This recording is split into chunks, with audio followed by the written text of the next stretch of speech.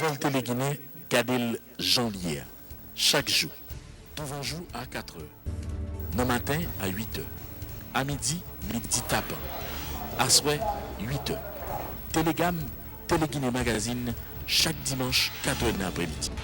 Nouvelle Télé-Guinée, sans commentaire, sans voix monter, Gadel Jean-Lier.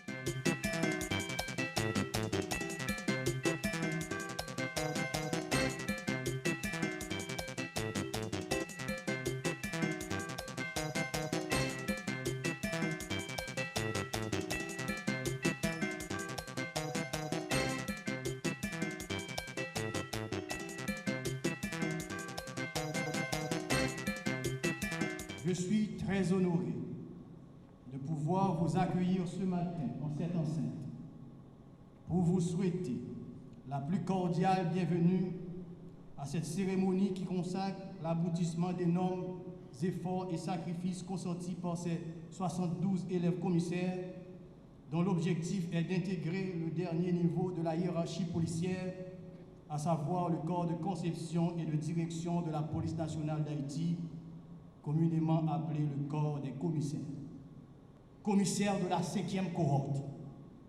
Nous pas qu'à tolérer comme chef, comme responsable, que les policiers nous ont gagné une série de comportements tant que parler à moun mal dans le commissariat, ou bien pas prendre qu'à moun, venir travailler n'importe qui genre, bab dans figi, uniforme chiffonné, petit bonnet dans tête, zam dans pantalon, rete chita dans le commissariat pendant que la population la pour contre li dans la ria, en bas tout a tout fait, toute primaille, ou bien rete campé dans la ria, a fait toute l'autre bagaille. Tant que bay blague, parler dans le téléphone, au lieu que yo bay population service qu'elle paye nous pour l'IA. Avec déploiement, promotion, ça, moi je veux un changement. C'est la seule façon pour le peuple, Premier ministre, président, directeur général, académie, ouais, que l'académie te fait un bon travail. C'est la seule façon pour faire honneur l'école noire, pour faire fierté l'école noire. Messieurs, dames, commissaires, prenez tête nous. Comprendre que dans la société, ça n'a pas rien qui a remplacé nous, les n'a fait travail nous. Votre mission est existentielle pour la nation. En septembre 2017, le Canada a approuvé la prolongation et l'augmentation budgétaire du projet FIPCA-PNH. Cette prolongation vise principalement à consolider l'atteinte des résultats attendus, tout en mettant une plus grande emphase sur la problématique de la violence basée sur le genre au sein des pratiques courantes de gestion de la PNH. Cette prolongation s'inscrit non seulement dans la politique féministe du Canada, mais s'aligne également aux priorités du gouvernement haïtien dans le domaine de la paix et sécurité, par sa contribution à la professionnalisation de la PNH. Pour y arriver, il s'agira d'abord de consolider et de renforcer les capacités opérationnelles, pédagogiques et administratives de l'Académie nationale de police en intégrant les principes de bonne gouvernance, d'égalité entre les femmes et les hommes et de développement durable. Et deuxièmement, de renforcer les capacités institutionnelles de la PNH, notamment les capacités de gestion des cadres. Le projet a porté des résultats importants à date et continue son appui à la PNH sur 4 volets. Premièrement, nous avons construit les locaux dans lesquels la formation a pris place. Deuxièmement, nous perfectionnons ensemble la pédagogie basée sur l'approche par compétences. Troisièmement, nous accompagnons la PNH dans la mise en œuvre de la structure organisationnelle et administrative de l'Académie. Et finalement, nous appuyons la PNH en mettant en œuvre la structure de gestion de l'ANP. La formation et le perfectionnement des cadres de la police nationale est au cœur de la professionnalisation de la PNH, un objectif clé de votre plan de développement. Nous voulons des leaders avisés, éclairés, lucides, cultivés, qui voient en chaque subalterne un élément à encourager et non un ennemi potentiel. Nous voulons des hommes et des femmes d'action. Car suivant le mot de l'abbé Courtois, qui se paie de mots se paie de vent. Nous voulons du vrai leader, avec des idées géniales, mais aussi des hommes et des femmes honnêtes, avec une vision qui sera pour les exécutants ce que le phare est pour le navire. Nous voulons notre sein des citoyens et des citoyennes apolitiques, avec un style de leadership qui s'évalue à l'aune des services rendus à la population et non à l'aune des services rendus à eux-mêmes. En gros, nous voulons des techniciens de la sécurité publique dans une police professionnelle qui respecte les droits de la personne humaine. Diriger, ce n'est pas mener une bataille rangée ou une guerre de siège contre les autres. C'est mettre ensemble les ressources humaines et savoir tirer le meilleur parti de chacune. N'ayez pas peur de vous entourer de gens capables. Faites preuve de leadership qui varie avec la situation à gérer, car il faut toujours contextualiser. Élèves commissaires, je vous invite à développer le sens de la communication et du service public avec en support une conduite personnelle au-dessus de tout soupçon. Vous serez à la fois supérieur et subalterne. Vous devez savoir moduler votre comportement aux circonstances avec un sens aigu de la communication et du respect de la hiérarchie. Le 20 décembre 2016, la direction de l'Académie nationale de police a organisé un concours à l'intention des inspecteurs divisionnaires pour l'obtention du grade de commissaire de police.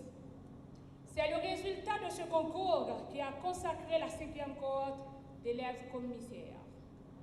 C'était dans une atmosphère de bon enfant que les 73 inspecteurs divisionnaires issus du dit concours se trouvaient le 9 juillet 2017, suite à l'appel du directeur de l'ANP pour prendre part à la formation du programme 220 des cadres de la PNH qui s'échelonne sur une période de 9 mois.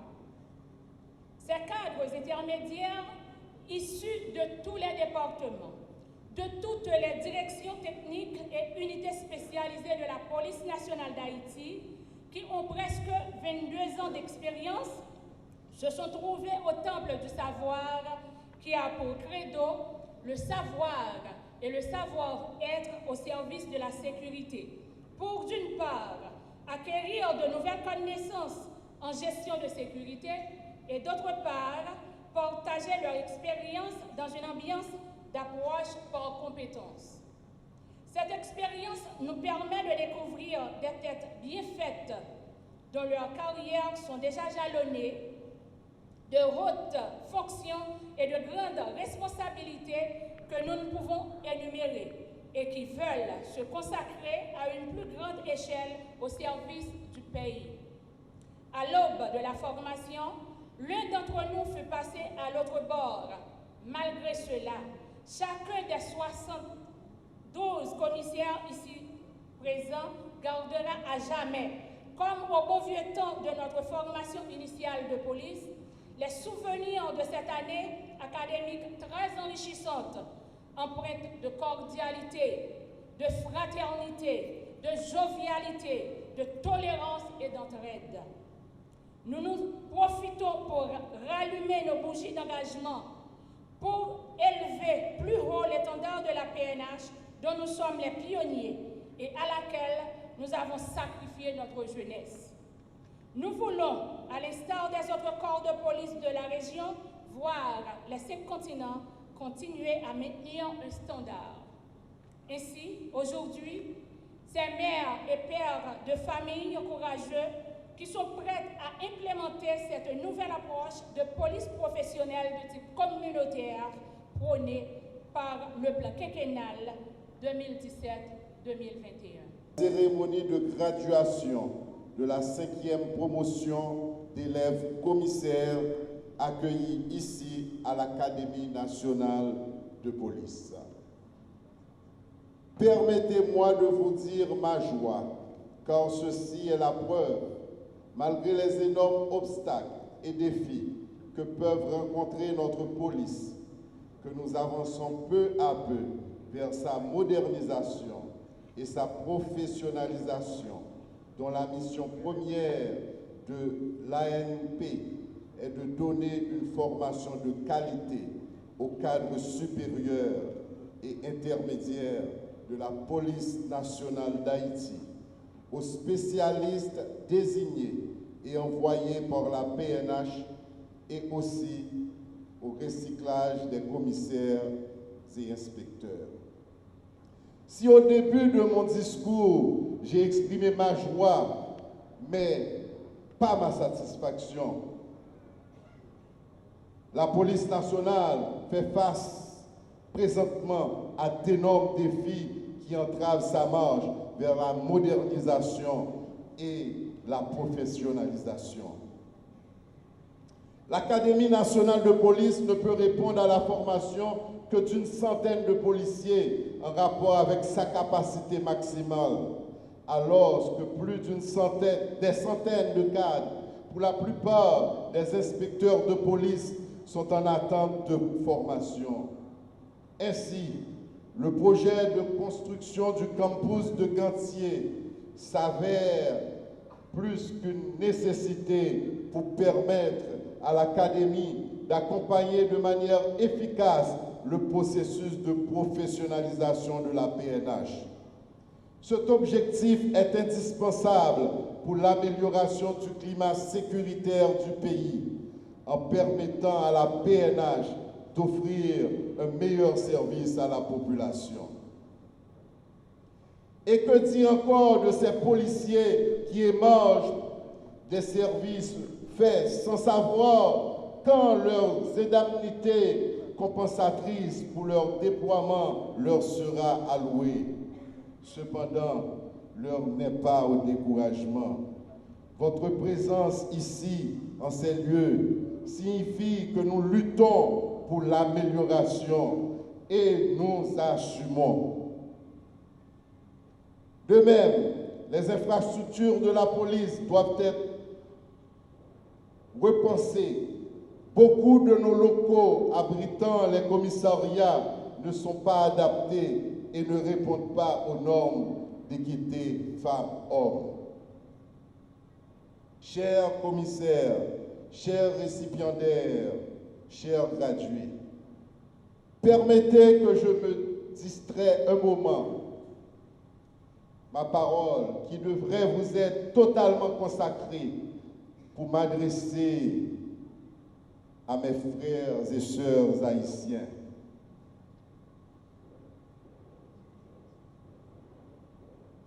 Frères, sœurs haïtiens, haïtiennes, quel que soit chapitre politique côtéier,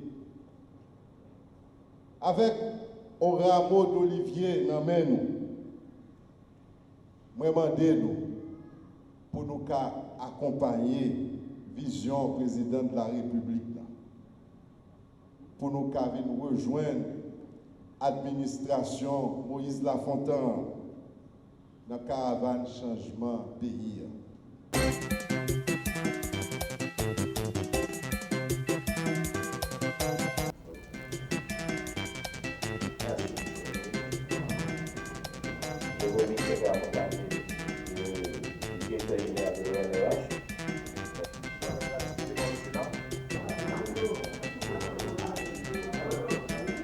Nous nous sommes laissés guider par cette triple orientation lors de la conception et l'élaboration du texte, à savoir, l'objectif du présent projet de loi est l'avènement d'une fonction publique de proximité, transparente et efficace à l'égard des usagers et motivante pour les fonctionnaires qui seront évalués, jugés sur la base de leurs mérites et de leurs performances. Les principes fondamentaux ayant servi de base à l'élaboration de ce projet de loi ont été de rehausser le prestige de la fonction publique haïtienne par une meilleure protection des fonctionnaires et par voie de conséquence rehausser la dignité de ses agents. Renforcer les droits et obligations des fonctionnaires, restructurer les emplois, les catégories et les grades au sein de la fonction publique, prendre en compte les aspirations des usagers du service public.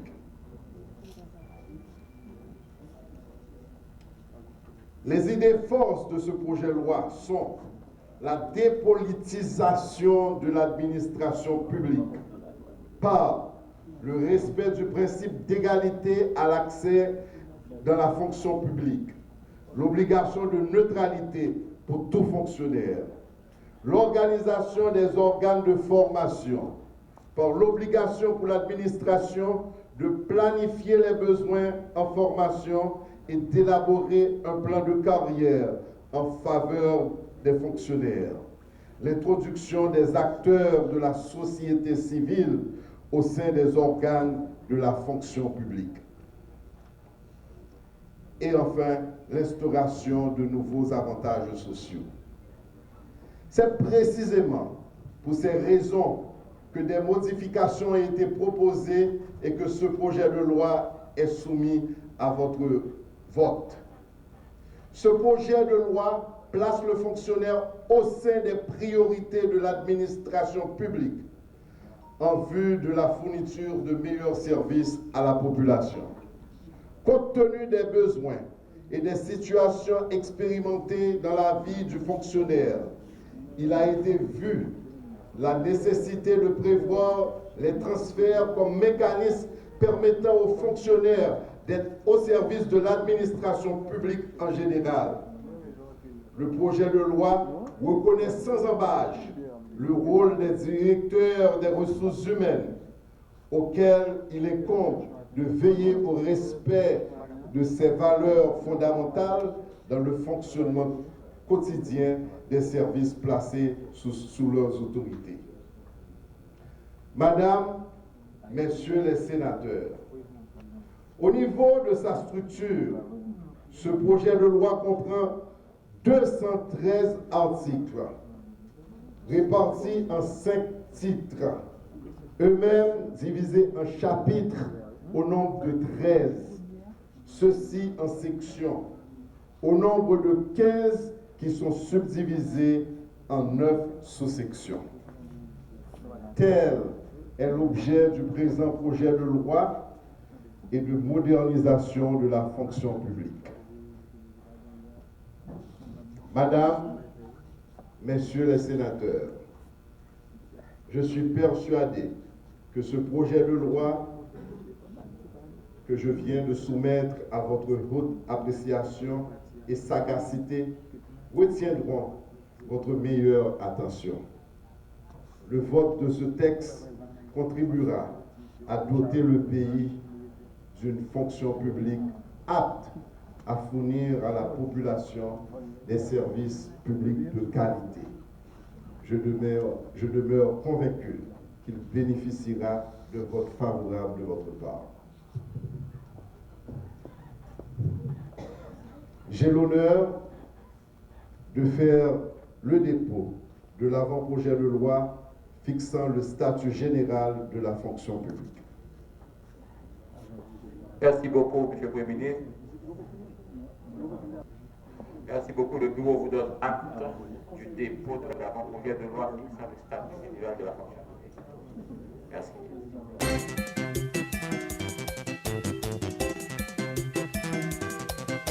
par la même occasion, préciser une parole qui était sortie dans la retraite là. C'était pour dire que la parole est thérapeutique.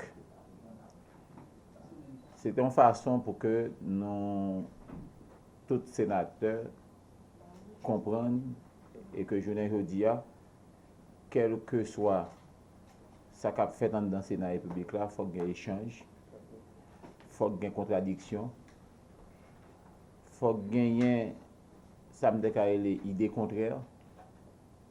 Et c'est lui-même qui était censé, à la base de tout, et qui toujours été à la base de tout ça que nous constatons comme charme dans l'Assemblée qui est essentiellement politique. Retraite là, permettre que nous échanger, ils permettent que nous comprenions la nécessité pour que le Sénat en tant qu'institution élevée à la hauteur de challenge démocratique, je doit faire face, et comprendre toute nécessité pour que nous continuions à produire et nous continuions à faire œuvre qui vaille. Depuis que nous sommes en retraite là, gens que nous mettons d'accord dans la retraite là, eh bien nous mettons en débat rapport succinct là et échange continué fait à travers rapport succinct là sur Petro-Caribé. Et par la suite, l'Assemblée, encore une fois, de façon souveraine, t'est prononcé sur le contenu de ça qui était gagné en dans rapport succinct ça. Au fil du temps, eh bien, nous venons gagner, ça nous déclaré la conférence des présidents. Et dans la conférence des présidents, nous entendons sur un ensemble de textes de loi, que ce soit projet de loi, qui votait en première lecture à la Chambre des députés, qui supposait voter en deuxième lecture au Sénat de la République, que ce soit des propositions de loi émanant des sénateurs ou des députés qui votaient ou bien qui peuvent voter, eh bien nous mettons d'accord sur un ensemble de 15 textes de loi que nous jugeons prioritaires. Maintenant, 15 textes de loi, ça, il y a environ une dizaine de textes que nous considérons comme des projets de loi. Le président a une volonté pour faire un remaniement ministériel, même dit un replâtrage, etc.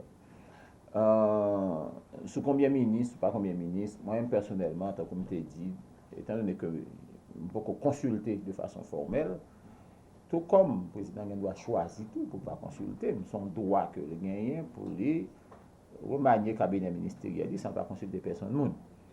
Mais son droit tout que moi-même, tout comme sénateur, m'a gagné tout pour que il finisse faire remaniement cabinet ministériel et puis 2 heures après pour m'écrire Premier ministre et puis pour me dire voyez tout dossier monsieur ça venir ici à monsieur Damio venir ici éventuellement. Et puis pour nous garder pour nous si pas un tchécoslovaque là-dedans, si pas un tchèque ou bien si pas un russe et puis pour nous garder pour nous est-ce que moun ça le ministre ou bien est-ce que pas ministre. Comme t'as suggéré vivement à ce que vu la bonne entente qu'il y a aujourd'hui entre le pouvoir dégagé entre le pouvoir législatif là avec le pouvoir exécutif là, il y a de bon ton pour que au moins nous toujours qu'embé relation ça. Mais c'est l'exécutif qui a choisi pour connaître qui j'en ai qui a relation ça. Et c'est nous-mêmes de bon côté pas, nous sommes capables de déterminer tout quel type de relation tout harmonieuse que nous avons. Le gouvernement est essoufflé. Le gouvernement est essoufflé. Ça veut dire qu'il faut du sang neuf. Il faut du sang neuf et je crois que nous nécessitons même pour un sang neuf.